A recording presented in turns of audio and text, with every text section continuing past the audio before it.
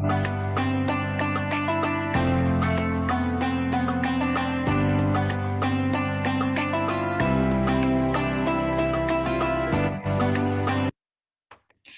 bismillahirrahmanirrahim. Assalamualaikum warahmatullahi wabarakatuh. Alhamdulillahirabbil alamin wassalatu wassalamu ala asrofil anbiya wal mursalin sayyidina Muhammadin wa ala alihi wa ashabihi ajmain.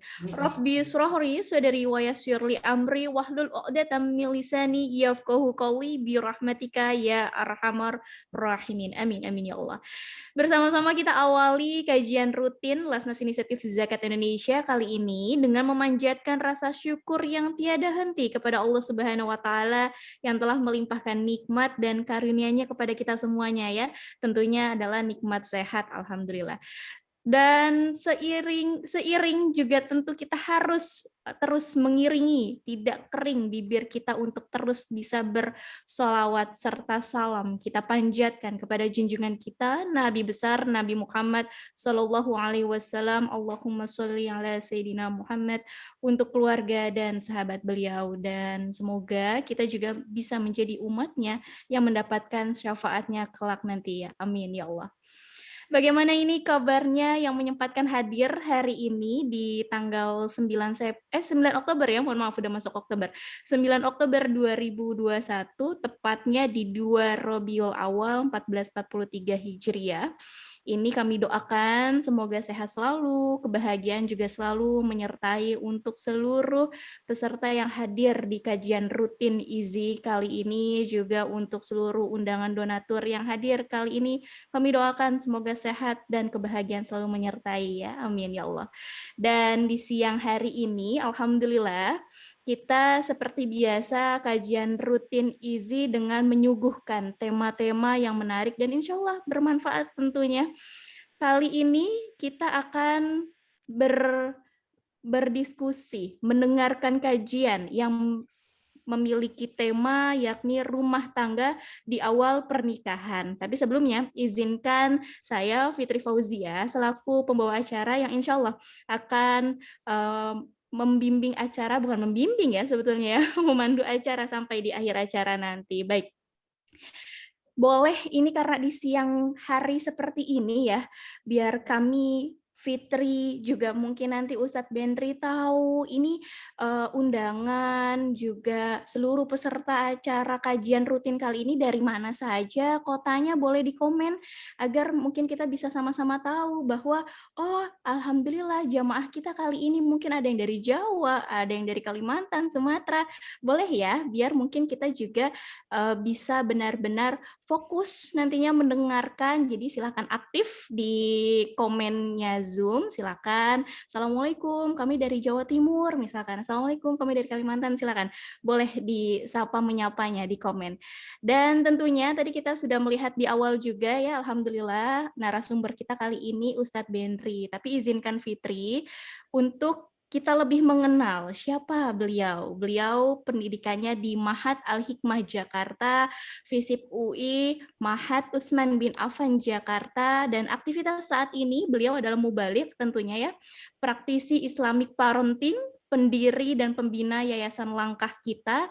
Beliau juga sebagai konselor keluarga dan pernikahan, dan ini yang paling Fitri tahu dan Fitri juga menyimak beberapa tulisan beliau. Beliau adalah penulis ya, penulis juga narasumber di berbagai acara, tentunya di seminar atau di diskusi-diskusi serta sejumlah tayangan radio maupun televisi nasional. Dan beliau ini memiliki moto yakni senyum, semangat, dan tulus, serta yakinlah Allah mencintaimu meski kamu tak mengharapkan cintanya. Masya Allah.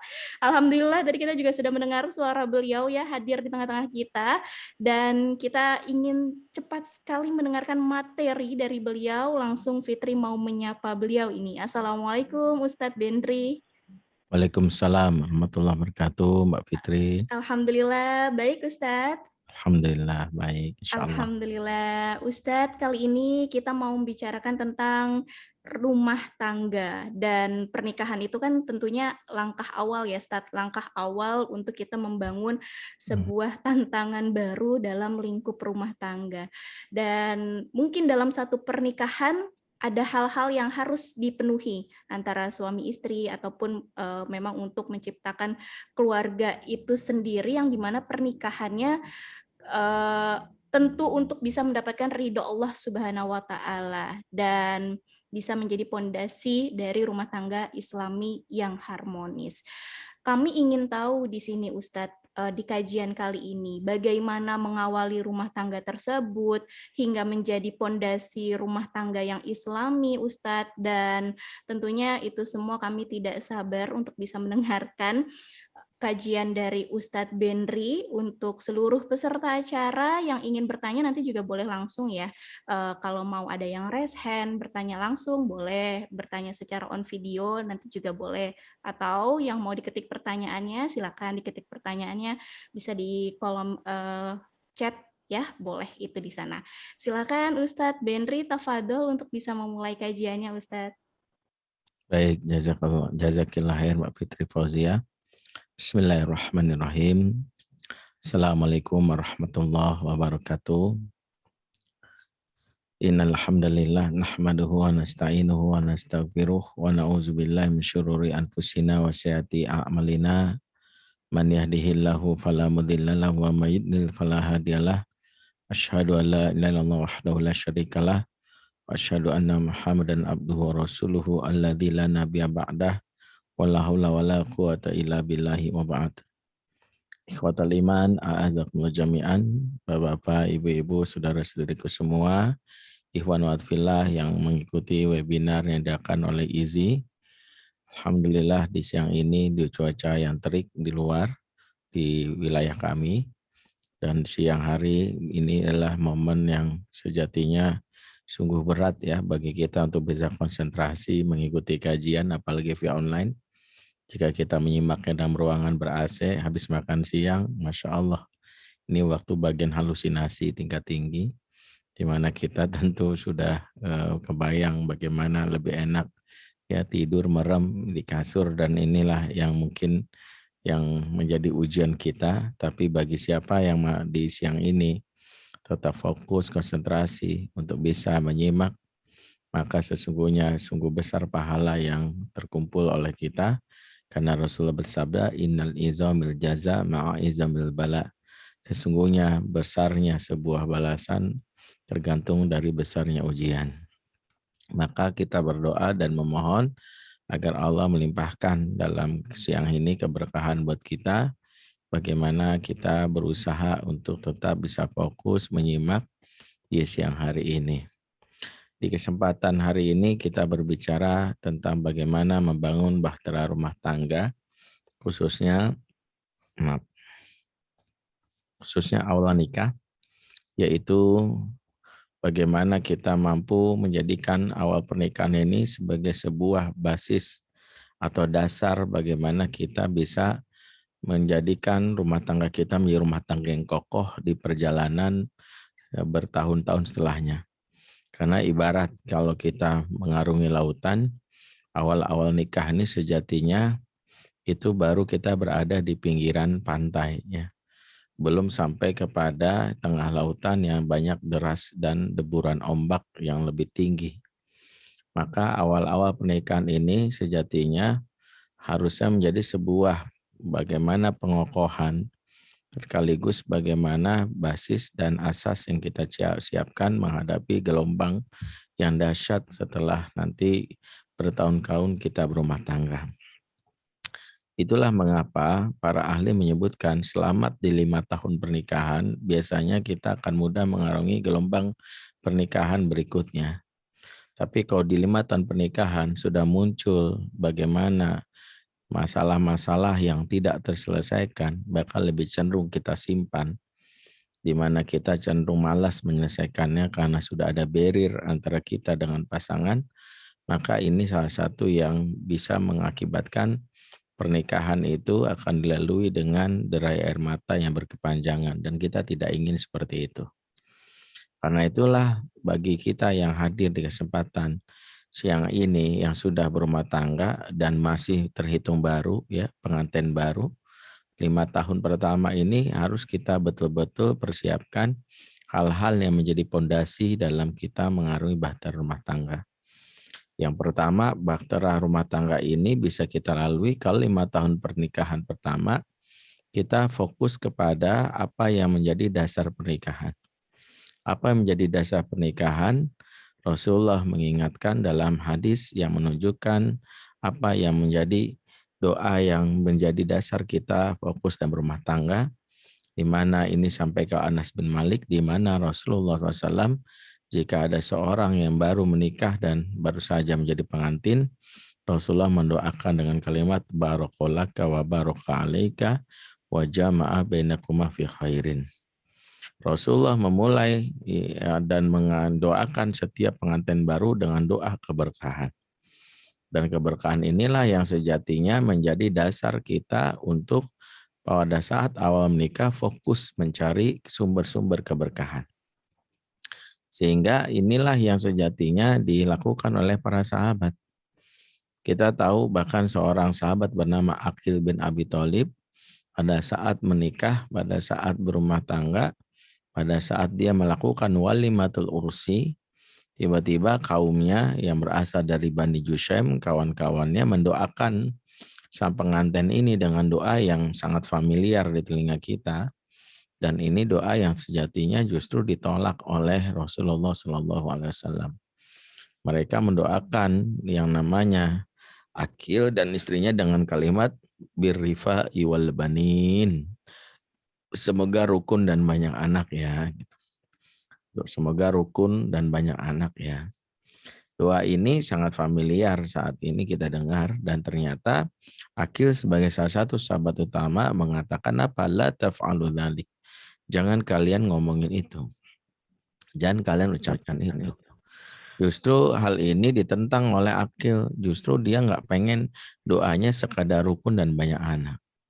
Mengapa demikian? Karena kalau rukun yang jadi ukurannya, maka khawatir rumah tangga ini akan berujung seperti Abu Lahab dan istrinya. Abu Lahab dan istrinya sejatinya di awal bahkan perjalanan rumah tangganya itu kesannya rukun. Ya, harmonis, kompak. Tapi kita tahu ujung dari rumah tangganya dalam Al-Quran, saya sulana ronzata lahab wa mra'atuhu hammalatal hatab. Kami lemparkan Abu Lahab ke neraka, demikian juga istrinya sang pembawa kayu bakar. Hati-hati, kalau sejak awal menikah kita mendoakan sekadar rukun, khawatir rukunnya berujung kepada neraka waliyazubillah. Yang kedua, bukan banyak anak. Anak kalau banyak, kalau tidak berkah juga jadi penyebab stroke pertama orang tua. Bikin kita stres, bikin kita pusing, anak banyak ulahnya. Ada anak dikeluarin dari sekolah, ada ketangkap Kapolsek karena narkoba, ada yang hamilin anak tetangga, astagfirullah, pusing kita. Maka kalau kita lihat betapa doa yang diajarkan Rasul inilah dasar pertama di mana barokah itu ibarat magnet yang akan mendatangkan apa yang sering kita sebut sakinah, mawadah, dan rahmah. Maka barokah inilah yang menjadi dasar yang penting kita lakukan di awal-awal nikah. Sehingga malam pertama itu harusnya seorang suami sudah mengingatkan istrinya, setiap kita didoakan oleh para tamu itu dengan doa barakolak wa baraka alaika wa jama'a bainaka ma fi khairin. Yuk kita cari berkahnya. Ya, cari berkah bukan cari berkat ya. Kalau cari berkat nyarinya pas lagi tahlilan gitu. Cari berkah. Maka kita tahu ya yang didoakan adalah berarti apa yang kita sama-sama cari berkahnya. Kalau berkah itu yang kita cari, maka kita punya agenda, punya aktivitas yang mengundang berkah. Kalau rumah tangga menjauhkan diri dari aktivitas ini, maka rumah tangga ini jauh dari keberkahan. Karena rumah tangga yang tidak melakukan aktivitas yang sejatinya diajarkan oleh Quran sebagai pengundang berkah, maka kemungkinan berkah itu hilang dalam rumah tangganya. Dan berkah kalau sudah hilang, maka rumah tangga itu seperti tanah kosong. Apa tanah kosong itu? Tanah kosong itu kalau dia tidak ditumbuhi tanam-tanaman, maka kemungkinan akan tumbuh rumput liar, semak belukar, Awalnya sih kita nggak terganggu, cuman rumput doang, cuman semak. Tapi rumput dan semak ini mengundang tikus, ular, kalajengking. Maka banyak sekali kita dapati rumah tangga yang lama-lama menjadi menjijikkan, menyeramkan. Semua karena kita mencabut keberkahan dalam rumah. Maka awal-awal nikah apa yang harus kita prioritaskan?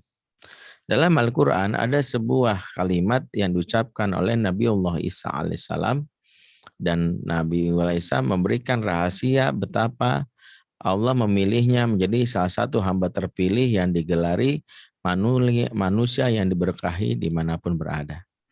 Ya, dalam Quran disebutkan kalimat ini oleh Nabi Isa dalam surat Maryam ayat 30. Beliau berucap, ya, sesuai dengan firman Allah, wa ja'alani mubarakan ainama kuntu, dan aku dijadikan berkah oleh Allah hidupku dimanapun aku berada. Jadi salah satu contoh makhluk Allah yang berkah hidupnya adalah Nabiullah Isa alaihissalam, dan semua nabi tentu hidupnya berkah. Ya, tapi dengan tegas Nabi Isa mengatakan Allah menjadikan aku berkah dimanapun aku berada. Apa rahasia hidup berkah itu? Maka kita coba bedah kalimat lanjutannya ayat 31. Wa awsani bis sholati waz zakati ma dumtu hayya. Allah mewasiatkan aku untuk sholat dan zakat di sepanjang hidupku. Yang pertama adalah sholat. Sholat itu wasiat pertama yang diberikan kepada Nabi Isa alaihissalam, dan inilah yang harus menjadi dasar awal rumah tangga. Perbaikilah awal rumah tangga kualitas sholat. Kalau sholatnya udah berantakan, awal petaka. Dan perintah Allah dalam Quran tentang sholat bukan i'malus sholah, perlu kita luruskan. Bukan kerjakan sholat. Perintah Allah dalam tegas dalam Al-Quran, aqimis sholah, tegakkan sholat. Bedakan antara lakukan sholat, kerjakan sholat dengan tegakkan sholat. Kalau sholat itu dilakukan tapi tidak muqimah alias tidak tegak, di mana ciri sholat yang tidak tegak itu, mohon maaf, biasanya apa? Sholatnya buru-buru, ya, sholatnya tidak tepat waktu, pas injury time, ya, setelah subuh menjelang duha, nama sholat suha, ya, subuh menjelang duha, zuhur menjelang asar, sholat pas injury time. Atau misalnya, ya, sholatnya juga bagi laki-laki tidak di masjid, lebih sering di rumah. Ini juga sholat yang tidak muqimah, ditambah sholat yang tidak berjamaah. Maka kita dapati menyepelekan sholat awal dari musibah. Kenapa? Karena Quran sudah menceritakan dalam surat Maryam ayat 59. فَخَلَفَ مِنْ بَعْضِهِمْ خَلْفٌ أَضَاعُوا الصَّلَاةَ وَاتَّبَعُوا الشَّهَوَاتِ. Kelak akan muncul di belakang mereka generasi yang suka mengabaikan sholat dan mengikuti hawa nafsu. Ayat ini mengatakan baru mengabaikan sholat saja akan berdampak kepada mengikuti hawa nafsu. Mengabaikannya, bukan meninggalkan. Kalau meninggalkan sholat statusnya bahkan sebagian ulama menghukuminya kafir. Tapi ini mengabaikan, adha'us sholat. Sholat yang diabaikan itu sholat tadi yang enggak khusyuk, enggak tumaknina, buru-buru. Maka kita dapati ketika awal berumah tangga kita enggak fokus dan perbaikan sholat. Suami ya sholatnya buru-buru, kadang kesiangan, kadang meninggalkan. Orang yang sudah seperti ini rumah tangganya sejatinya sudah membuat batu batanya atau asas atau tiang dalam rumah tangganya keropos. Karena berkah tidak akan muncul dari rumah tangga yang menyepelekan sholat. Sehingga mohon maaf ya, ribut-ribut antara kita dengan pasangan, periksa dulu pertama sholatnya. Ada seorang selebgram datang ke saya, yang nggak usah saya kasih tahu lah namanya siapa ya, pastinya ada, kalau saya sebut pasti kenal ya. Yang nggak usah kepo juga siapa sih Ustadz. Khawatirnya sini ada admin lambe turah, kita nggak tahu.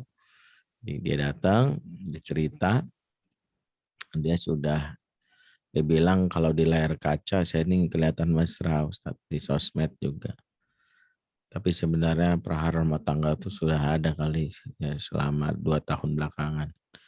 Bahkan udah 6 minggu ini nggak tidur sekamar. Saya sudah coba melakukan perbaikan. Ya, saya datang ke psikolog sampai 19 kali Ustadz. Jadi Ustadz orang yang ke-20 gitu. Jadi dia datang ke saya itu udah 20 kali. Kalau saya orang ke-20 maksudnya. Saya udah baca buku-buku tentang pasutri, yang saya baca buku Men from Mars, Woman from Venus. Tapi kenapa ya selalu ribut? Setelah dia bertanya gitu, bercerita dan bertanya, saya sudah kebayang. Orang ini sudah ke psikolog 19 kali. Berarti ya kalau saya ya merasa dia nggak butuh lagi solusi-solusi psikologis. Maka saya bertanya hal yang fundamental. Soal subuhnya jam berapa? Dia waktu saya tanya itu pura-pura kaget. Nah, maksudnya Ustaz? Saya perjelas lagi, sholat subuhnya jam berapa? Dia bukan langsung menjawab, malah berdalih, oh kamu saya kan gini Ustaz, saya tuh kalau malam tuh kadang capek karena syuting itu kadang sampai jam 1, jam 2. Makanya saya sampai rumah kadang jam 3, habis itu tidur, bablas deh. Saya bilang, iya sholat subuhnya jam berapa? Saya pengen penjelasan itu aja. Gak usah jelasin yang lainnya. Saya bilang, jangan-jangan gak subuh ya. Dibilang sholat susah, tapi ya kadang jam 8, jam 9. Gitu. Saya bilang itu bukan saat subuh mas, itu salat duha pakai kunut ya. Dia malu gitu. Emang ngaruh ya Ustaz? Ya mengaruh banget. Kalau sejak awal nikah saja sudah menyepelekan sholat, pasti berantakan. Satu, karena pasti kita akan mengikuti hawa nafsu. Pastinya dalam banyak hal kita akan dibimbing hawa nafsu, nggak bisa mengontrol diri. Ada cewek lebih cantik dari istri kita, mulai iseng-iseng kepo. Ya ternyata dia lebih cakep dari istri gua ya. Cowok, saya cewek juga gitu. Hawa nafsu membuat kadang-kadang ya nafsu belanjanya tinggi, tidak punya kontrol diri. Jadi akhirnya suami marah-marah mulu. Dijatain uang sekian habis mulu. Ya besar pasak daripada tiang. Jadi hal-hal seperti ini juga bermula dari mana? Remehnya sholat. Ditambah sholat itu juga menjadi salah satu ukuran kesabaran. Kenapa mudah berantem, terutama kalau konflik? Jawabannya adalah karena dalam hal ini ya nggak sabaran. Emosi itu ibarat air bah. Kalau bendungan itu bentengnya tipis, lemah, jebol. Tapi kalau dia kokoh nggak akan jebol.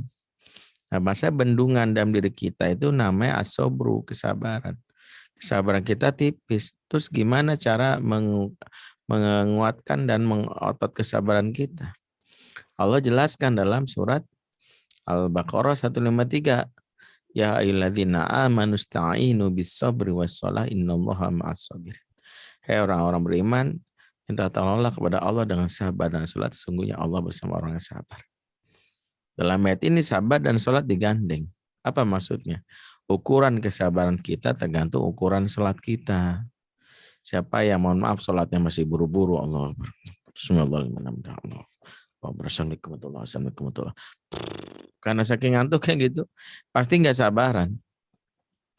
Kalau sejak awal berumah tangga sholat itu nggak kita benerin, kita fokus untuk memperbaiki diri lah sholat, itu awal dari rapuhnya fondasi berumah tangga. Nanti kita tinggal menunggu waktunya aja, selepas 5 tahun mulai itu masalah muncul. Aduh, kalaupun ada yang bertahan setelah 5 tahun itu biasanya mereka ya udah pasrah lah, dalam pengertian serba salah rumah tangga mereka ini, la yamutu fiha wala yahya, hidup segan mati tak mau cerai malu sama orang, status janda dianggap sebagai sesuatu yang buruk, bertahan juga bingung karena merasa disakiti. Jadi akhirnya bodo amat dah, tapi ternyata rumah tangganya menyiksa batin.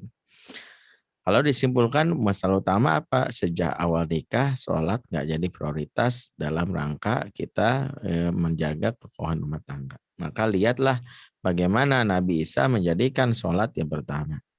Yang kedua, waz zakat imadum tuhaya, dan aku menunaikan zakat sepanjang hidup. Kata zakat ini sendiri hakikatnya adalah sebuah bentuk usaha membersihkan sumber penghasilan dari hal-hal yang haram. Kenapa? Karena hal-hal yang haram yang sejak awal nikah kita kumpulin, dia akan jadi racun dalam hubungan. Siapa yang merasa bangga dengan jumlah uang yang banyak tapi diperoleh dengan cara yang haram, maka sejatinya dia sudah merencanakan bom waktu dalam rumah. Hati-hati para suami, hati-hati. Bagaimana mencari harta yang halal, dan kalau harta itu halal pastikan ada hak yang ditunaikan, yaitu ada 2,5%. Menahan zakat itu menjadi salah satu bentuk dari kerusakan. Jadi hal-hal seperti ini penting. Makanya kalau kita lihat program yang pertama kali awal nikah 5 tahun pertama setelah sholat fokus gimana bersih-bersih harta, mulai dari menjatahi untuk memberi kepada orang fakir miskin, sedekah itu adalah salah satunya.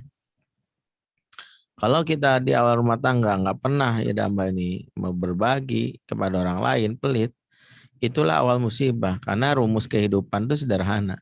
Bahagiakanlah orang lain lewat zakat kita, maka Allah bahagiakan kita. Kan rumusnya ini disebutkan dalam Quran.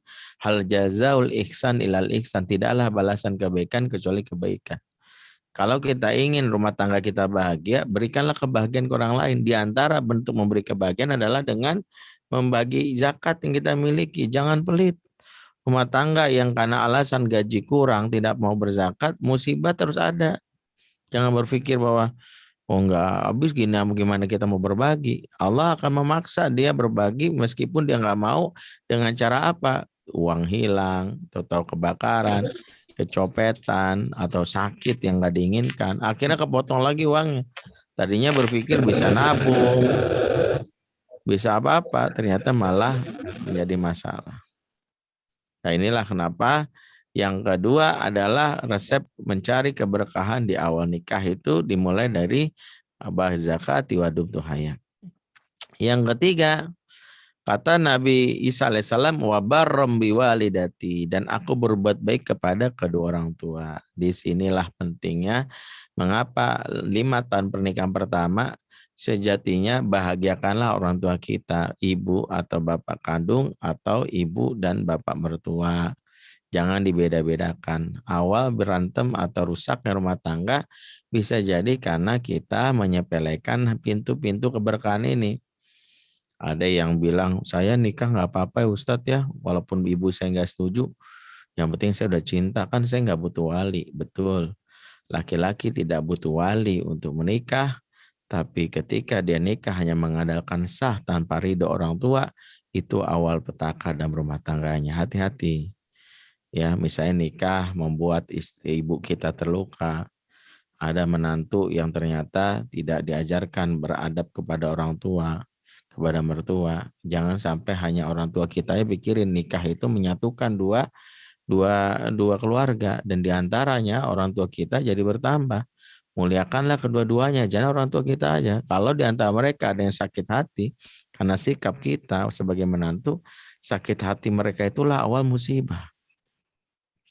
Itulah mengapa kita harus sudah tanamkan dalam diri punya program tengok mama, tengok ibu kandung, bapak kandung berbarengan dengan tengok mertua harus adil. Karena kita ingin distribusi keberkahan itu nyampe ke rumah kita. Kalau lebaran itu kita ke rumah ibu dan bapak, jangan lupa ke rumah mertua. Kalau lebaran beri hadiah buat orang tua kandung kita, mertua juga. Semua harus kita berikan haknya. Karena kalau enggak, awal dari masalah rumah tangga seperti itu. Hampir semua masalah kehidupan itu biasanya ada hubungannya dengan hal-hal yang terkait dengan ya faktor seperti ini. Dulu ada seorang di masa sahabat ada seseorang yang bertanya kepada Abdullah bin Abbas tentang masalah hidupnya yang penuh dengan utang, ya bisnis yang nggak lancar. Dia minta didoakan oleh Abdullah bin Abbas. Abdullah Abbas malah bertanya balik kepadanya, ahayun ummuk, kamu masih punya ibu nggak? Masih punya orang tua nggak? Ketika dia mengatakan punya, maka kata Ibnu Abbas, datangi orang tuamu, minta doa kepadanya, karena tidak ada yang lebih dikabulkan Allah doa itu kecuali doanya orang tua. Bahkan ulama sehebat apapun tidak bisa menggantikan posisi orang tua kita. Jadi erat kaitannya di sini betapa rumah tangga itu harus dimulai dengan awal-awal adalah kebaikan yang kita harapkan dari kedua orang tua kita. Minta mereka ridho. Ya, muliakan mereka. Pada rezeki berikan. Kalau sudah mulai dengan orang tua kita, sudah mulai menghasilkan sebuah masalah, itulah awal dari dicabutnya keberkahan. Walam wabarram walidati walam yaj'alni jabbaron saqiya, dan aku tidak dijadikan sombong. Nah, yang keempat rahasia hidup berkah itu jangan jadi orang yang sombong, merendahkan orang, menolak kebenaran. Kita menikah dengan anak pejabat, jangan meremehkan orang yang di bawah kita. Awal dari kehancuran dalam mata pernikahan seperti itu. Ada orang yang sombong, akhirnya banyak orang yang kesel, akhirnya didoakan. Doa orang-orang ini kita nggak tahu mana yang naik ke langit dan dikabulkan. Para selebgram itu yang awal nikah mungkin kelihatannya mesra, tapi mungkin perilakunya tidak enak ya di mata para followernya. Kita nggak tahu di antara followernya ada yang berdoa, ya Allah ini rumah tangga hancur aja sekalian gitu. Dan kita nggak tahu betapa doa itu mungkin diijabah oleh Allah. Awal-awal nikah makanya kenapa hati-hati dari hal-hal yang mencabut keberkahan. Wala maj'alni jabbarun sakia, dan jangan jadi orang yang berbuat celaka alias zalim. Semua ini dijelaskan di dalam surat Ali Imran, Maryam ayat 30, 31, 32. Jangan berbuat celaka, jangan menzolimi orang. Karena kezoliman itu kelak akan dikisos kalau nggak di dunia, di akhirat.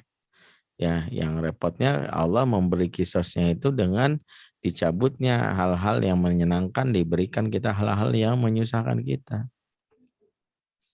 Maka inilah pondasi pertama yang harus kita upayakan, berupaya untuk kita memperbaiki yang namanya ya pondasi yang pertama keberkahan. Jadi spiritualitas kita dikuatkan dengan ini ya. Jadi Bapak Ibu semua yang sudah berumah tangga, khusus teman-teman yang baru menjalani pernikahan 5 tahun, 5 pondasi ini harus menjadi salah satu yang harus kita kuatkan.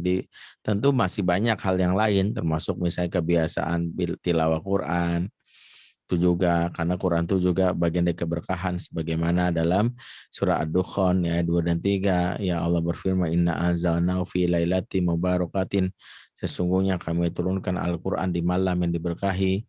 Berkata Said Qutb dalam Fizil Al-Quran, sejatinya setiap malam itu biasa saja, tidak ada yang istimewa ya kecuali malam diturunkannya Al-Quran. Jadi setiap malam itu biasa kecuali malam diturunkan Al-Quran. Demikian juga kata beliau, sejatinya setiap keluarga biasa aja.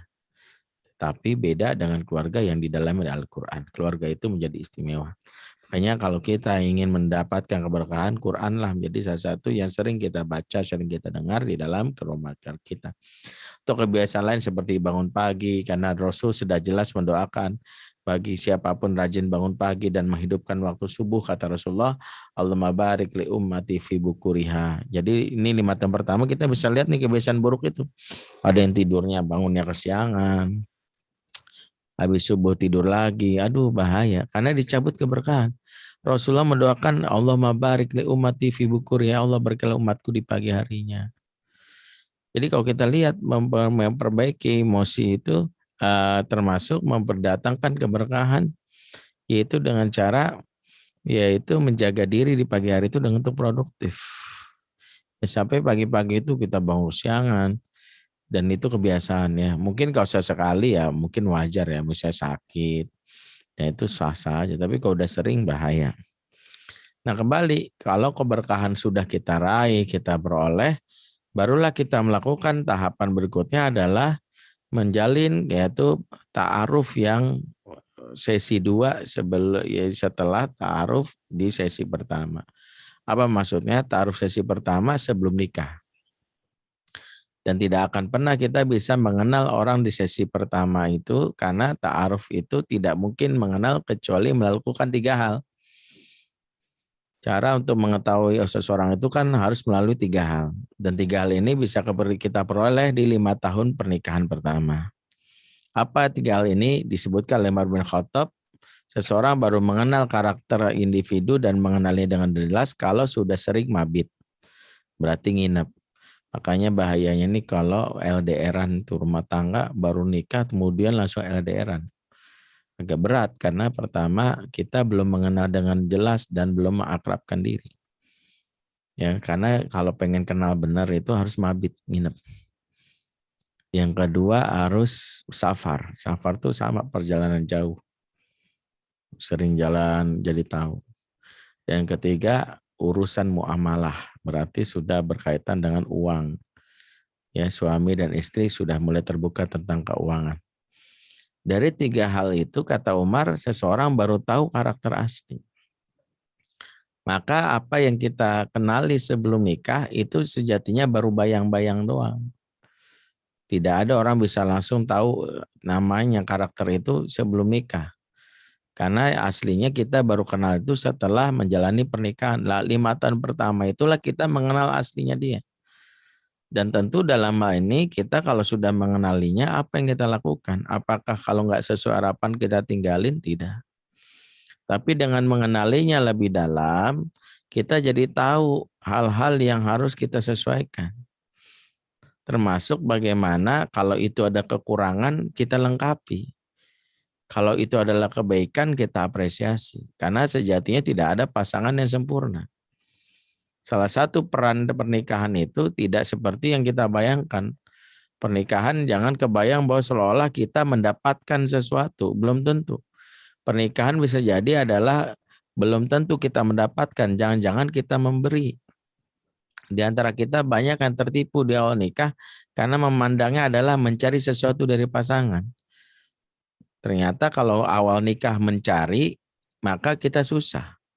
Yang benar adalah nikah itu adalah memberi.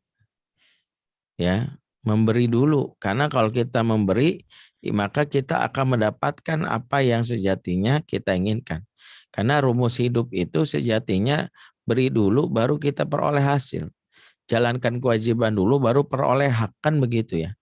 Ketika Allah berfirman dalam surat Al-Fatihah yang sering kita baca, ya, kata Allah kan apa? Iyyaka na'budu wa iyyaka nasta'in. Kepadamu kami menyembah dan kepadamu kami meminta pertolongan. Berkata Ibnu Katsir dalam tafsirnya, sejatinya ayat ini mengajarkan menyembah Allah adalah kewajiban, minta pertolongan adalah hak. Maka dalam ayat ini Allah ngajarin tunaikan dulu kewajiban, niscaya kau dapat hak. Dalam 5 tahun pernikahan itu banyak di antara kita itu maunya cari hak. Gimana sih suami hak aku nggak? Bukan, jalani dulu kewajiban. Makanya repotnya kalau pernikahan itu adalah dimulai dengan kajian nikah yang memilih kita. Kadang kalau kajian nikah itu catatan yang kita catat yang menguntungkan kita. Seorang istri biasanya mencatat kewajiban suami, nanti di tag di FB-nya. Ya. Sementara suami mencatat kewajiban istri.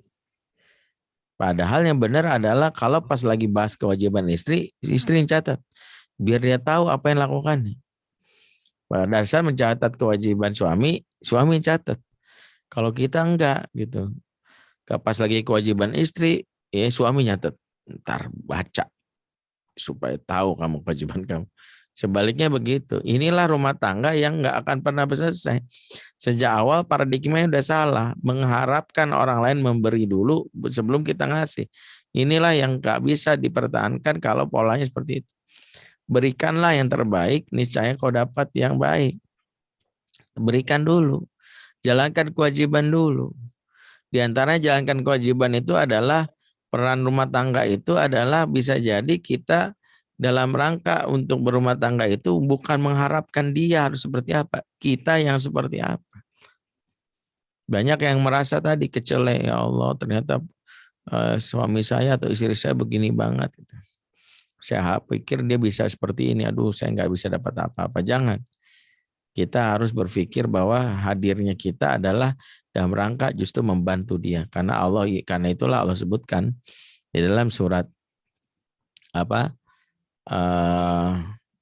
At-Taubah 71, wal mu'minuna wal mu'minati ba'duhum awliya ba'din. Laki mukmin atau mukminat sebagian mereka adalah penolong bagi yang lain. Jadi yang diajarkan itu adalah bagaimana supaya masing-masing tolong menolong. Jadi poin pertama adalah tolong menolong. Jadi kita harus berpikir supaya saling tolong menolong. Dalam pengertian ini berarti apa? Bisa jadi pasangan kita setelah kita kenali 5 tahun pertama nggak sesuai harapan. dia ternyata orangnya kaku. Kita pada pengen dia sosok yang humoris. Dia nggak bisa ngomong mesra, ngomong cinta. Aduh kok nggak romantis banget ya. Karena sebanyak istri standar romantisnya adalah nonton drama Korea. Jadi berharap suami seperti Lee Min Ho, tapi kok kelakuan kayak Boboho gitu. Berharap suami kayak Song Joong Ki, tapi kelakuan kayak Song Gokong. Kita tuh kecewa banget. Akhirnya kita pikir tinggalin aja dah rumah tangga begini. Karena kita lupa pasangan kita ini sejatinya adalah cara Allah untuk meneguhkan kembali komitmen nikah. Apa sih komitmen nikah itu? Nikah itu untuk ibadah. Jika niat untuk ibadah, maka penuhilah hak ibadah itu dua hal. Apa itu yang disebut ibadah? Kalau senang disyukuri, kalau susah disabari. Dua hal itu saja. Maka belum tentu yang kita dapatkan adalah di dalam rumah tangga, aku ingin suami seperti ini. Belum tentu, bisa jadi aku ingin suamiku ingin aku seperti ini. Jadi kitalah justru yang menyesuaikan. Ya, jangan-jangan memang kehadiran kita adalah menolong orang-orang yang selama ini punya masalah di dalam pola asuhnya. Kenapa suami kita, misalnya bagi ibu-ibu yang bertanya, suami saya nggak pernah mesra, karena dia nggak punya kata-kata mesra di kamus hidupnya dari awal dia diasuh. Bapak ibunya kasar, bapak ibunya sosok yang selama ini ngasuhnya dengan kekerasan fisik, kata-kata buruk. Apa yang diperoleh masa kecil ini terinstall di kepalanya.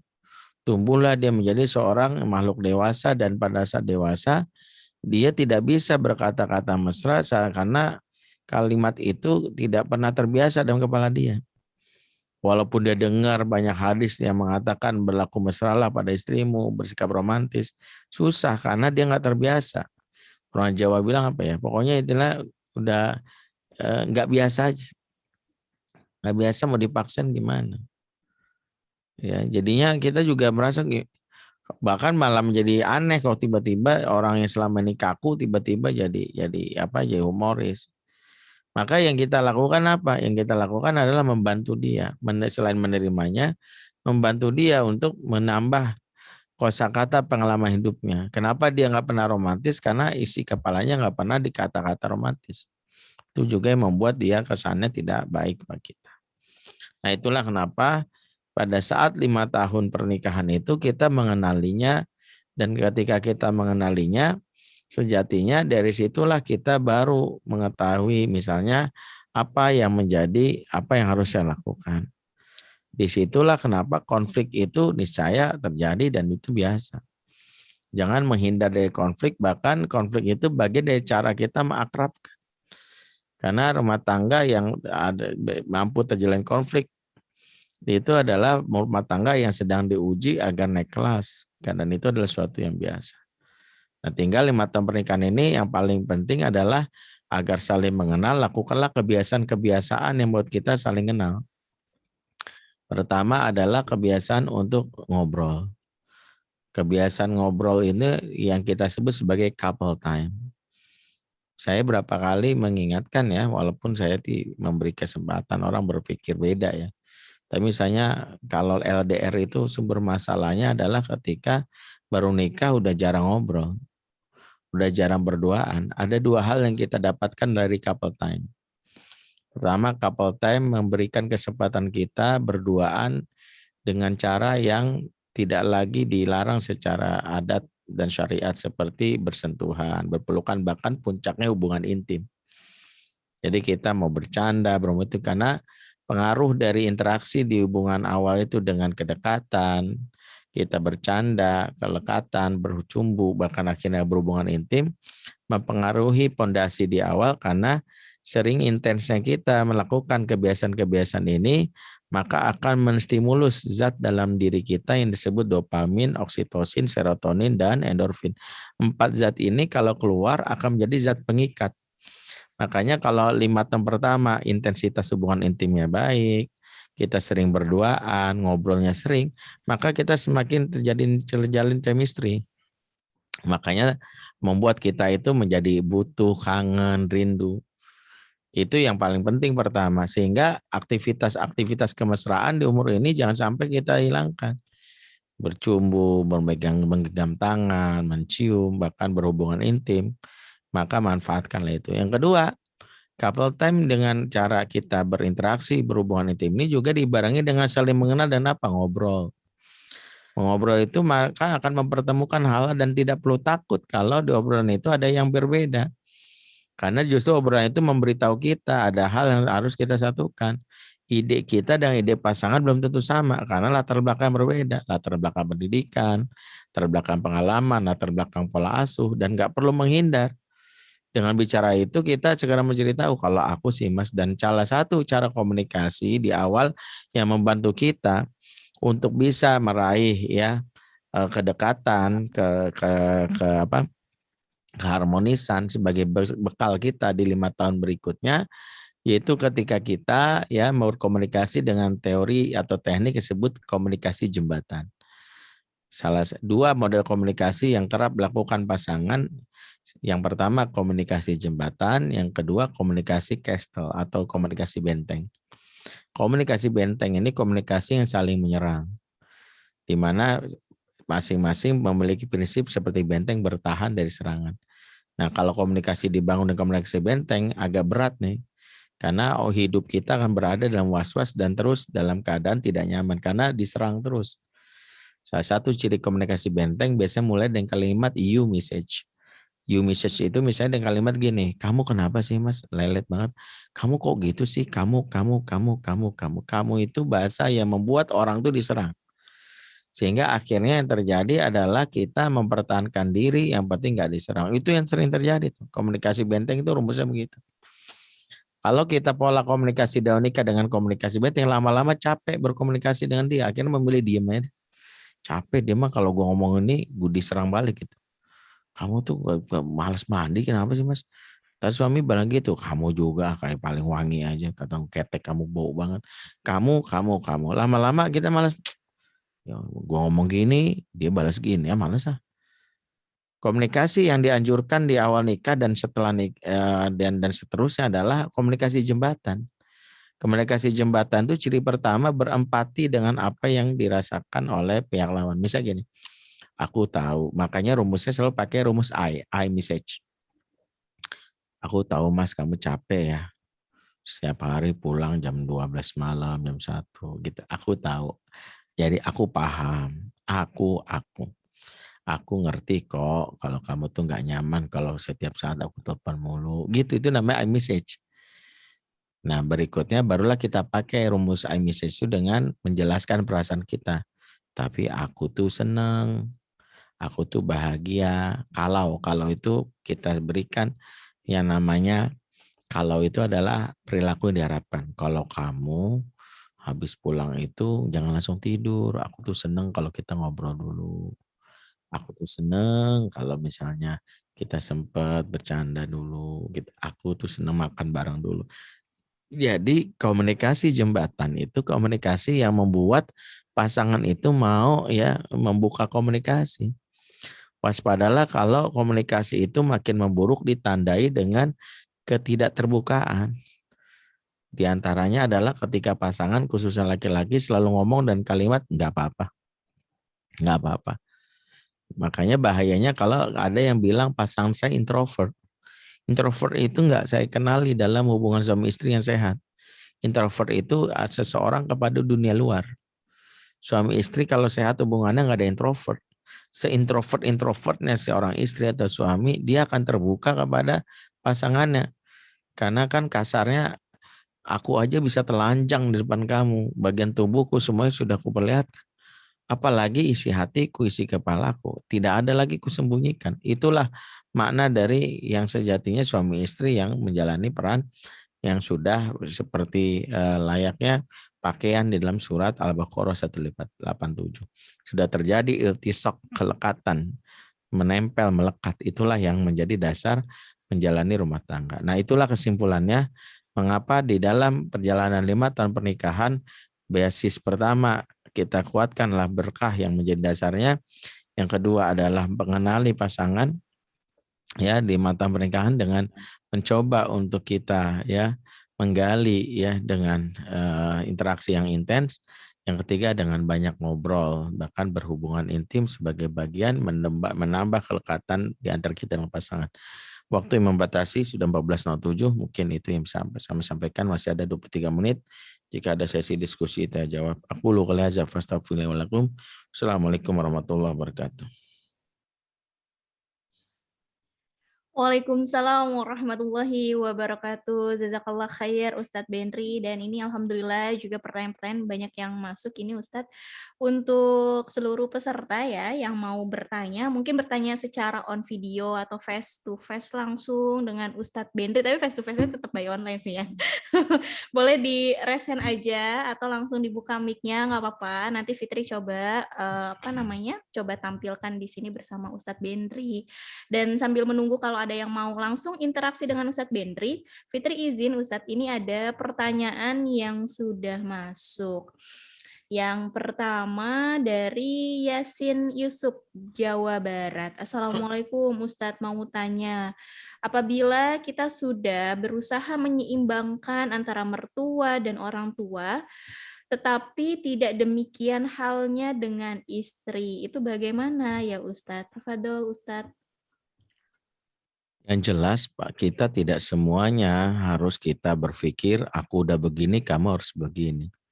Salah satu peran suami dalam Quran itu disebutkan dalam surat Al-Anisa An-Nisa 34. Ar-rijalu qawmuna 'ala nisa'i bima faddalallahu ba'dhum 'ala ba'din wa bima anfaqu min amwalihim. Laki-laki adalah pemimpin bagi perempuan karena Allah lebihkan dia atas yang lainnya. Berkata Syekh Muhammad Abdul Rashid Ridha dalam kitab Tafsir Al-Manar yang beliau tulis, ya, ay min sya'nihim al-ma'ruf al-mahud al-qiyami 'ala nisa'i bil himayah wa riayah wal wilayah wal kifayah wa ta'di biha wa tuwalli amriha wa islahi haliha. Peran yang umum dikenal laki-laki terhadap istrinya, terhadap perempuan, itu ada 7. Dalam ayat ini disebutkan dalam kata qawam itu. Pertama, menjaga psikisnya. Kedua, melindungi fisiknya. Yang ketiga, wilayah mempelopori kebaikan. Yang keempat adalah dalam hal ini memberi kecukupan. Yang kelima adalah dalam ini mengatur urusan. Yang keenam adalah mengajarkan adab. Yang ketujuh adalah dalam hal ini memperlakukan perbaikan. Jadi yang penting kita pahami, peran kekawaman itu jangan peran yang kita anggap harus tumbal balik. Gue udah gini masa lo enggak? Sabarlah. Karena salah satunya perempuan itu disebutkan dalam hadis, khuliqat mar'atu min dila'. Wanita itu diciptakan dari tulang rusuk. Kalau dikerasin tulang rusuk itu patah. Kalau dibiarin aja bengkok, maka pelan-pelan. Yang salah satu yang diajarkan oleh para ulama, karena tulang rusuk itu bengkok, kalau pengen lurus pelan-pelan itu sering diusap. Ya, kalau sering diusap itu lama-lama tulang itu akan semakin lurus pelan-pelan. Jadi yang perlu kita pahami, kalau istri itu kelihatannya nggak sesuai harapan kita, masih suka membantah, nggak bersikap, nggak mengikuti kebaikan kita, periksalah, jangan-jangan kita jarang ngusap. Saya sering ngusap, ya, apalagi kalau ngusapnya pakai logam mulia ya dari antam tuh, insya Allah cepat. Jadi hal-hal seperti itu yang harus kita pahami. Jadi nggak usah khawatir kalau misalnya istri kok dia mempertua, karena bisa jadi begini ya, memang salah satu masalah paling berat itu di antaranya adalah mertua sama menantu, itu isu terbesarnya antara mertua perempuan dan menantu perempuan. Itu menjadi hot issue. Hampir mertua laki-laki, mertua sama anak menantu perempuan nggak ada masalah. Atau mertua perempuan sama menantu laki-laki nggak ada masalah. Biasanya itu karena satu, tabiat wanita itu kompetitif. Ya, sehingga dia itu cemburu, kadang nggak menempatkan diri, sama mertua aja cemburu karena merasa bahwa kok masih nggak ngasih sih, karena harusnya kamu memberi aku. Nah kadang seperti itu. Nah proses itu harus pelan-pelan sampai dia memahami bahwa sejatinya mertua itu bukanlah penyebab engkau terhilangkan kebaikan. Pahami kepada istri kita pelan-pelan, mamah itu sumber berkah, baik mamahmu atau mamahku. Kalau kita ingin hidup berkah itu, maka kita mempelajari itu. Nggak semuanya mudah, karena bisa jadi ada model mertua yang juga mendikte menantu juga ada. Ada mertua yang memandang menantu juga sebagai kompetitor. Kamu enakannya doang, gue yang ngurus dari kecil, giliran udah gede, udah kaya, udah punya penghasilan, nikah malu, semua buat lu. Maka ada mertua yang kadang-kadang menguras perasaan si menantu perempuan, diantaranya sengaja ini menunjukkan bahwa dia diprioritaskan daripada ini. Misalnya di depan kita tiba-tiba misalnya bilang sama anaknya yang tak lain adalah suami dari si istri itu, mama pengen dong ya umroh ya, langsung mikir umroh ya, istri juga belum umroh, jadi gimana? Kamu pengen naik haji, kamu modalin ya, kamu kan kemarin ada bonus. Si istri harus mikir naik haji, naik angkot aja masih perhitungan, suami ini naik haji. Kan kadang kayak gitu. Maka yang kita sikapi adalah istri yang seperti ini memang proses bertumbuhnya biasanya susah terkait dengan hal ini, biasanya ada historikal pengasuhan yang kurang di masa lalu. Bisa jadi dia tidak diasah kepekaan empatinya, dia orang yang insecure jadi sejak lama, karena biasanya kalau dia tidak memiliki kebahagiaan di masa kecil, maka dia mengekspresikan ketidakbahagiaan itu di awal nikah. Itulah kenapa pernikahan itu sejatinya akan mendeskripsikan bagaimana perilaku seseorang di masa kecilnya, dan itu yang kita harus coba sesuaikan. Ya, bijaklah dah Mbak ini. Allah alam sawab. Ya, jazakallah khair Ustadz. Nah, ini ada pertanyaan, paket lengkap ini Ustadz. Satu orang dengan 3 pertanyaan langsung. Yang sebelumnya Fitri mau menyapa dulu untuk seluruh peserta yang hadir. Ini Alhamdulillah Ustadz, ada dari Lampung, Semarang, Tangerang Selatan, Semarang lumayan ya, ada beberapa Semarang, Kalimantan Timur, Masya Allah. Dari Jatim juga ada. Alhamdulillah, terima kasih ya untuk seluruh jamaah yang bergabung di kajian rutin Lesnas Inisiatif Zakat Indonesia kali ini. Dan Fitri lanjut ke ini atas nama Ika Sari. Pertanyaannya ini Ustadz, karena ada 3, mungkin Fitri baca satu-satu ya. Yang pertama dulu, Ustadz, pertanyaan dari beliau adalah tentang bagaimana cara menasehati suami agar mau rajin sholat di masjid dan seolah-olah tidak mengguruinya, Ustadz. Tafadhol, Ustadz. Pertama, suami nggak suka dinasihati istri. Jadi hindari kata nasihati suami. Jadi gini ya, hal yang harus dipahami begini, waktu kita awal nikah, sejatinya kita merasa dia cocok sama kita pasti karena kita punya pemikiran yang sama. Kita bangun rumah tangga bersama, kemudian dia bekerja keras untuk menafkahi kita dan kita di rumah saja misal. Dan ketika itu kita banyak waktu kosong, kita manfaatin tuh untuk banyak ikut kajian, untuk kita yang namanya ikut sharing kayak sekarang kelas ini. Lama-lama pemahaman kita bertambah kan. Pemahaman kita bertambah, kemudian kita akhirnya jadi tahu, oh ternyata laki-laki itu harus sering harus sholat di masjid gini. Selama ini saya nggak nyangka seperti itu. Suami nggak paham, kita paham. Nah, yang terjadi bahwa istri banyak yang akhirnya karena udah paham ini langsung pengen suaminya itu sesuai pemahaman dia. Kamu nggak tahu ya Mas, itu kamu harusnya tahu laki-laki itu seperti. Nah, ini yang jadi masalah. Ketika suami dalam hal ini tidak sempat untuk ngaji karena dia Senin sampai Jumat kerja, satu dia pengen leha-leha karena capek, hari Ahad juga dia biasanya pengennya bersenang-senang. Nah, kita itu akhirnya pengen dia itu seperti yang kita lakukan dengan nasihat. Yang benar itu kalau mau adalah berikan fasilitas dia untuk ngaji seperti kita. Ajak dia mau ngaji. Salah satu cara dia mau ngaji, dengerin uraian ustadz yang kita kenal. Pertama, jadilah SPG pengajian yang menyenangkan. Rokok itu buruk, tapi banyak laki-laki yang akhirnya mau nerima tes ngerokok karena SPG-nya itu ramah. Malam kakak, malam om, maaf ganggu waktunya ya om. Boleh nggak Nyobain dikit, Om mau suka rasa apa? Rasa mentol, rasa apa? Oh saya enggak ini, enggak apa-apa Om, coba doang. Akhirnya mau. Tahu kenapa? Karena ada display yang ditampilkan lewat sikap. Tugas istri itu adalah mewakili pengajian yang diikuti. Hati-hati. Jangan sampai suami jadi anti pengajian gara-gara apa? Semakin soleha kita semakin songong.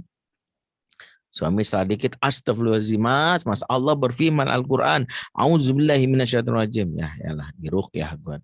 Bener-bener nih istri gue. Langsung nanya, lu ngaji sama siapa sih?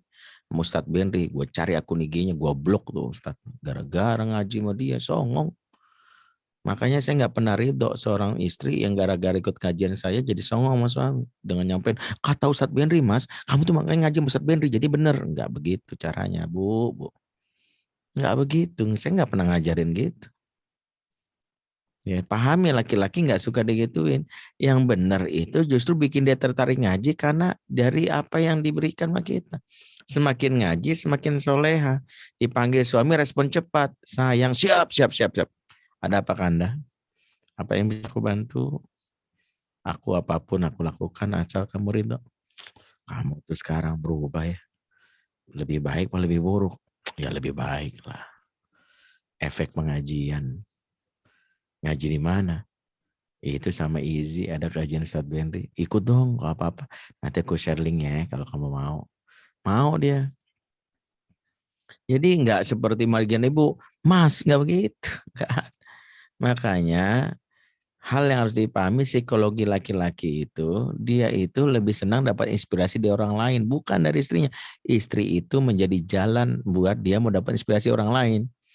Supaya dia mau dengerin Ustadz Khalid Basalamah gimana caranya. Bukan dari kita, karena kita tetap dipandang, lu kan di bawah gua. Walaupun lu gelarnya dulu pernah kajian pesantren, lu nggak bisa lebih tinggi dari gua. Laki-laki begitu. Makanya tetap merendahlah di hadapan suami, denger biar dia mau dengerin Ustadz mana, kita pasti kasih. Bukan kita ujuk-ujuk dan nggak bisa pakai pengantar ujuk-ujuk ada kajian bagus, Mas baca deh Mas. Nggak mau dia di tag atau apapun. Kecuali kalau kita yang dia yang mau diminta. Seperti itu. Apalagi kalau polanya kita marah-marah, nggak bakal mau. Laki-laki itu kata para filosof itu udah kayak monyet di atas pohon. Monyet di atas pohon itu kalau ada angin kenceng, dia goyang-goyangin. Nggak bakal jatuh, dia bertahan dia. Begitu angin ribut itu ganti jadi angin sepoi-sepoi, monyet itu lama-lama ngantuk jatuh. Para istri, pahamilah, jangan jadi angin ribut. Jadilah angin sepoi-sepoi. Wallahu a'lam bishawab. Ya Ustadz, Masya Allah. Ini Fitri mendengarkannya tadi ketawa-ketawa gitu. Dan tampaknya juga jamaahnya ada beberapa juga cukup ini ya, apa mungkin, wah kok ini rasanya deja vu nih, apa yang dicontohin sama Ustadz Bentri, kayak pernah nih jalanin. Oke, baik. Ini Fitri, pertanyaan kedua dari orang yang sama. Tadi kan memang ada 3 pertanyaan beliau ini Ustadz. Yang kedua ini cukup panjang.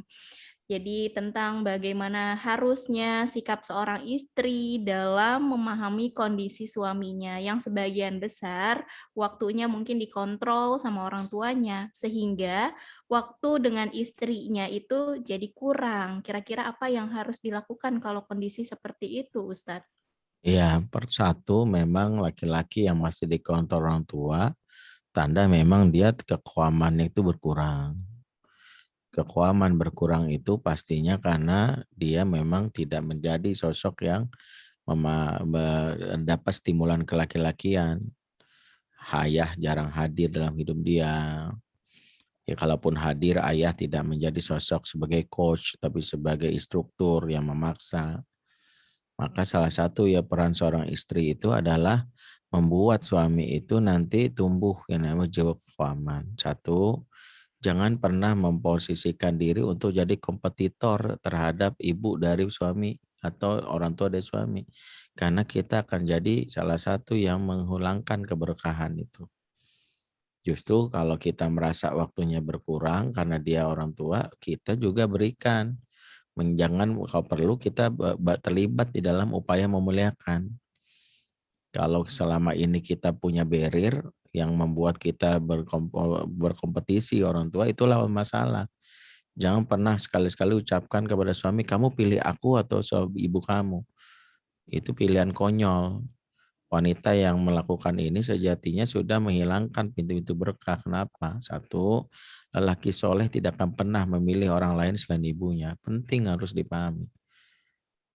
Makanya kalau ada lelaki bilang, ya tentu aku pilih kamu lah dibandingkan ibuku, siap-siap kita mendapatkan malapetaka di masa depan. Karena sejatinya ucapan ini ucapan untuk menjauhkan rahmat Allah. Berarti kan ucapan ini walaupun kita sukai tapi membuat hidup kita nggak bahagia di masa depan. Atau yang kedua, ketika dia bilang, aku pilih mama lah bukan kamu, menyakitkan hati juga bagi kita. Kok jadi aku nomor 2? Ya makanya nggak usah nanya yang kayak gitu. Lebih baik terima bahwa paketnya adalah bahwa ibu kita atau ibu suami itu adalah bagian dari yang tidak bisa terpisahkan. Masuklah ke dalamnya, jangan keluar di luar dari sistem. Salah satunya kalau dia masih bilang gitu, Mas aku ikut dong Mas ke rumah mama gitu. Masuklah kita di dalam itu, jangan bilang gini, aku sama mama ya, kamu enggak. Nah itulah membuat kita berada di luar terus. Masuklah dalam ikatan memuliakan ibu. Sehingga kita bersama-sama menyenangkan hati orang tua. Wallahu a'lam bishawab. Iya, itu tadi jawaban dari pertanyaan kedua. Dan yang ketiga, ini pertanyaan tentang untuk mood management tampaknya nih, Ustaz. Jadi cara memanage emosi ketika bertengkar dengan suami itu seperti apa? Dan itu 3 rangkuman pertanyaan tadi dari Kak Ika Sari atau Mbak Ika Sari. Dan beliau juga menyampaikan jazakallah khair Ustaz untuk Baik, baik. jawaban-jawabannya. Tafadhol Ustaz. Pertama memang pembahasan yang ketiga ini satu seminar sendiri harusnya, tapi harus dipahami manajemen emosi itu adalah kemampuan kita untuk mengalirkan emosi dengan cara yang baik. Makanya perintah Quran perintah hadis 2, falyakul khairon aw liyasmut. Berkata yang baik atau diam, sehingga emosi itu yang benar itu dialirkan.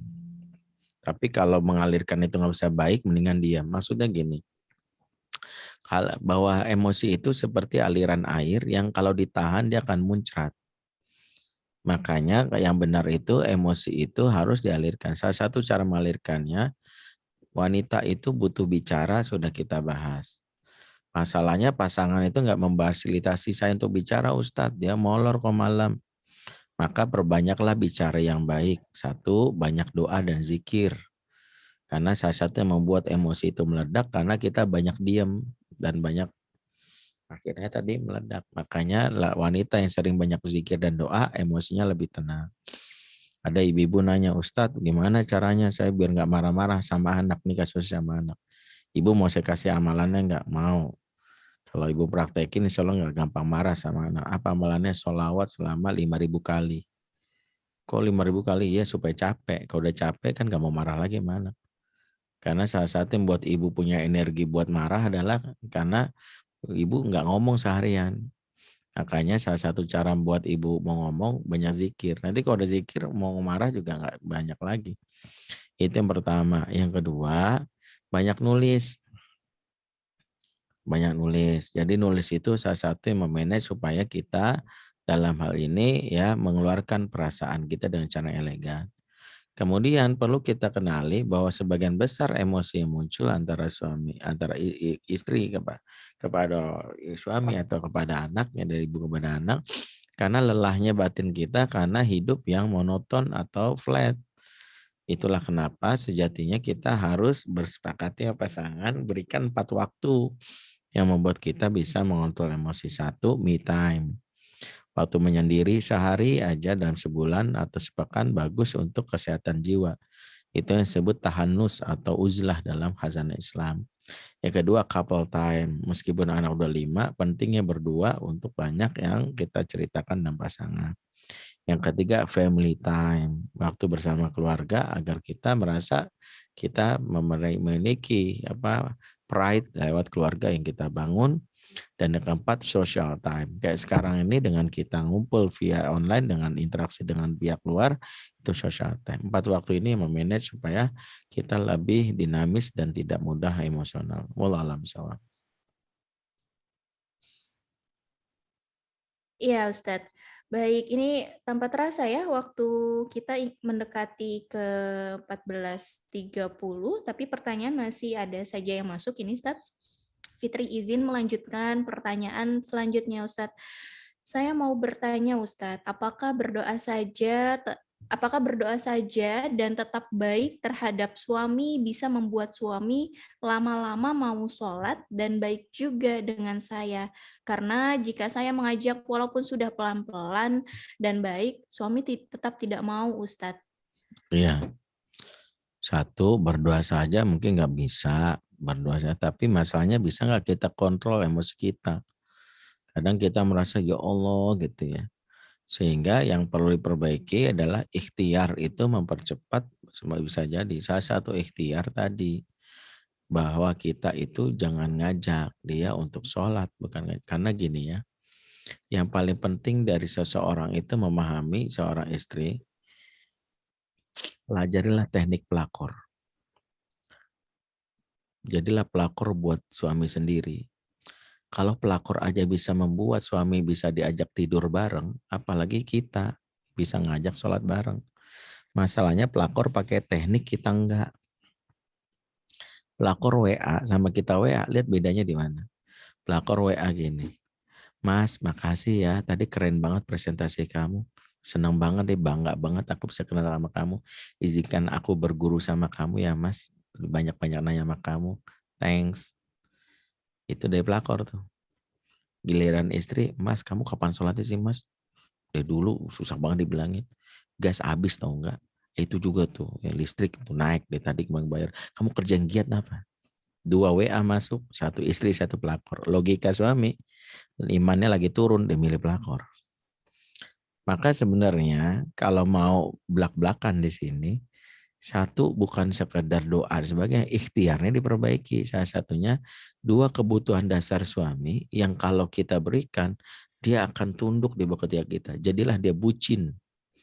Membuat suami bucin itu membuat ibu gampang. Mau sholat, mau. Salah satunya penuhi kebutuhan dasar nih. Satu, kebutuhan seks. Layani suami setulus hati, sepuas mungkin. Hipotalamus laki-laki itu besar dan membuat dia itu sangat ini dengan urusan seks. Hidupnya itu pikirkan seks. Dan itu sesuatu yang tidak salah. Yang kedua adalah suami itu punya pride. Pride itu harta karun. Softwarenya laki-laki ada di pride.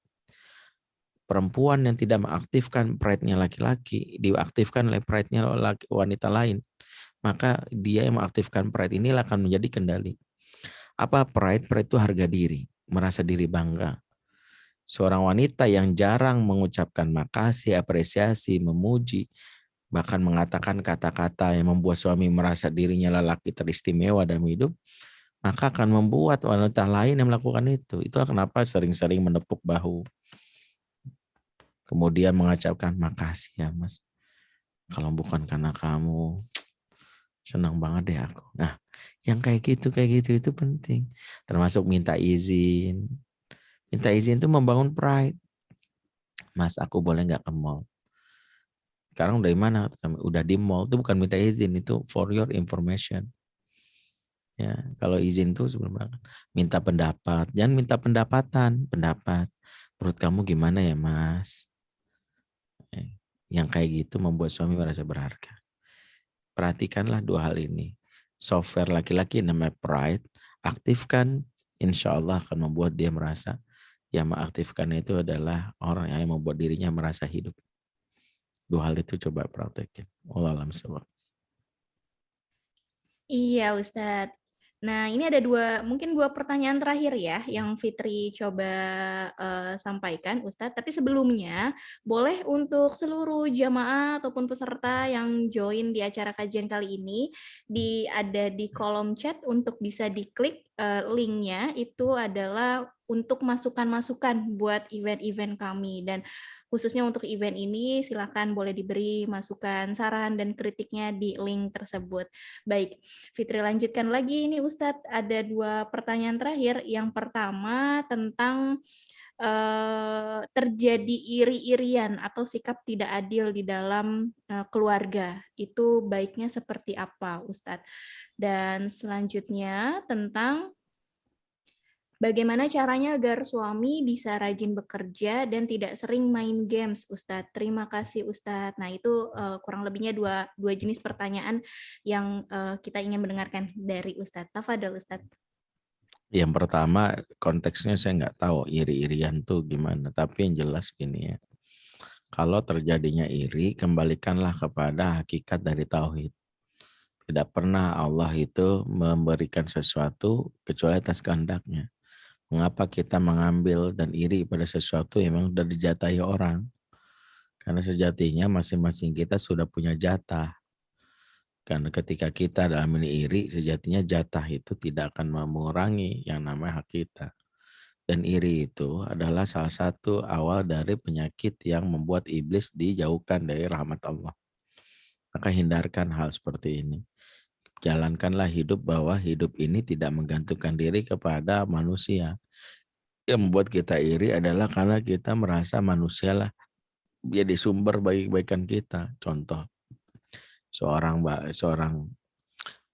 misalnya teman kita memberi kita memberikan uang ke teman ke yang lain 20 juta, kita enggak. Kita yang enggak usah iri. Kenapa? Karena itu sejatinya teman kita, dia sejatinya adalah bagian dari cara Allah untuk memberi kepada kita, enggak usah iri. Kalau Allah menginginkan, kita bisa dapat yang lain. Itulah Allah. Yang kedua adalah kalau terkait dengan suami yang main game, pahamilah suami main game dia butuh hiburan.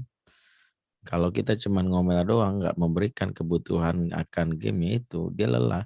Makanya kalau suami pulang, siap-siap untuk menjadi mainan buat suami.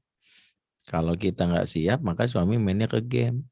Makanya sambutlah suami dari awal supaya mengesankan kita, Mas, aku siap engkau permainkan. Kalau kita sejak awal nyambut suami, mohon maaf ya, nyambut suami bajunya daster bolong 3, ada sisa koyo ya di baju kita, aroma minyak kayu putih caplang, udah suami malas gitu ya. Sambutlah suami, membuat suami rasa bergairah sama kita. Makanya sunnahnya, nah, dalam hal ini pakailah hal-hal yang membuat suami bahagia.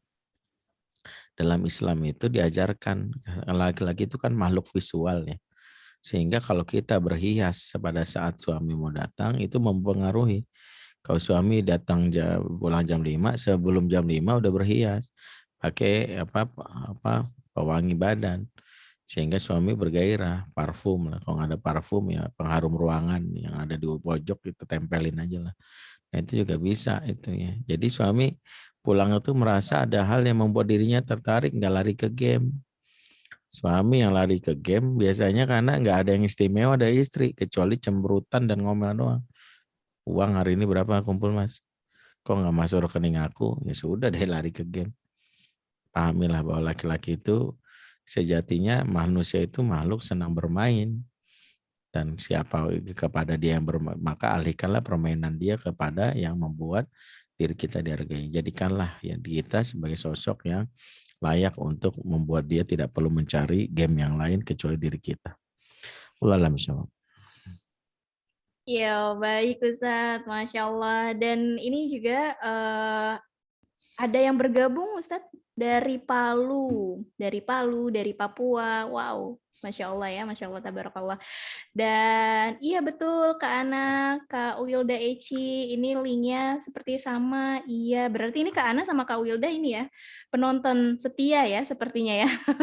Mengikuti terus kajian-kajian rutin dari Lasnas Inisiatif Zakat Indonesia. Boleh sekali lagi mohon masukannya untuk acara-acara khususnya kajian rutin Lasnas Inisiatif Zakat Indonesia ini, dan khususnya juga untuk acara kali ini, boleh kita butuh sekali masukan-masukannya, saran dan kritik, karena untuk bisa membangun ya lebih baik lagi acara kedepannya. Dan tanpa terasa ini Ustadz Benri, kita sudah memasuki pukul 14.37. Mungkin sebelumnya kita mau mendengar ada closing statement tentang rumah tangga di awal pernikahan dari Ustadz Benri. Silakan Ustadz. Baik, yang kemarin tadi sekilas sudah kita bahas, karena nikah itu adalah ibadah, maka ibadah itu menagih dua hal pada kita, jika senang disyukuri, jika susah disabari. Karena itu pahamilah, ada yang rumah tangga zikirnya di malam pertama adalah hamdalah. Malam kedua ganti mulai Masya Allah. Malam ketiga mulai astagfirullah. Malam keempat ganti innalillah. Malam kelima ganti la haula wala quwata illa billah. Malam keenamnya ganti astagfirullah lagi. Perasaan hamdalahnya nggak balik-balik. Ya itulah nama ibadah. Ya, ibadah itu dua yang ditagih. Maka tidak ada pernah rugi kalau kita meniatkan diri mencari ridha Allah. Setidaknya kita semakin dekat dengan Allah. Itu mudah-mudahan bermanfaat. Aku qouli hadza fastaghfiru lakum. Assalamualaikum warahmatullahi wabarakatuh. Waalaikumsalam warahmatullahi wabarakatuh. Dan ini info sekali lagi juga untuk e-booknya Ustadz Benri ya. E-booknya Ustadz Benri ini Fatherman 2, Suara Hati Bunda untuk Ayah. Bisa di-download ya Ustadz ya di www.fatherman.id begitu. Dan ini secara free begitu ya Ustadz ya. Ya. Iya, insya Allah. Dan tentunya sekali lagi, Fitri pribadi juga mewakili panitia ini mengucapkan jazakallah khair atas waktunya Ustadz Benri, sehat-sehat selalu. Salam buat keluarga, semoga kita bisa mendapatkan rezeki kembali nanti dengan Ustadz Benri di acara-acara kajian IZI selanjutnya. Amin, amin ya Allah. Sekali lagi jazakallah khair Ustadz Benri. Pamit ya. Iya. Ya, semoga kita mendapatkan ilmu-ilmu baru ya, para jamaah dan seluruh peserta acara kajian rutin Lasnas Inisiatif Zakat Indonesia kali ini, dan kita bisa men-charge diri kembali, dapat menjadi diri yang lebih baik lagi, khususnya untuk keluarga tercinta kita. Saya Fitri sebagai pembawa acara, serta mewakili segenap panitia acara Lasnas Inisiatif Zakat Indonesia, mohon sekali dibukakan pintu maafnya ya, kalau ada kata yang salah atau kata yang kurang berkenan, maupun hal-hal teknis yang kurang berkenan mungkin, mohon dibukakan pintu maafnya. Dan kajian rutin Lasnas Inisiatif Zakat Indonesia ini, atau biasanya kita singkat dengan kantin ya, kajian rutin IZI ini insya Allah akan terus ada. Mungkin nanti teman-teman di balik layar akan terus menginfokan kajian-kajian rutin ini. So, sampai ketemu di acara kajian rutin Lasnas IZI lainnya yang menarik dengan pembicara-pembicara lainnya tentunya. Dan akhirul kalam, wassalamualaikum warahmatullahi wabarakatuh.